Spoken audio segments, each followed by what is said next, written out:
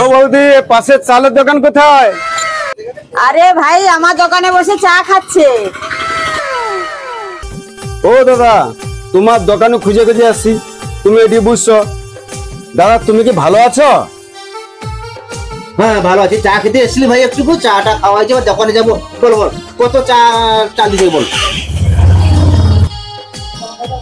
দাদা, আমি চাল নিতে আসিনি, আপনাকে কিছু টাকা দিতে এসেছি। আপনাকে তো বাকিতে চাল বিক্রি করেছি বলে তো আমার কই মনে পড়ছে না।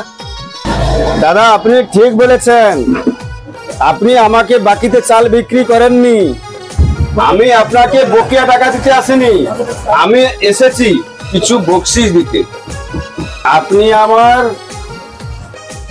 অনেক অনেক বড় উপকার করেছেন। বক্সি দিতে এসেছেন?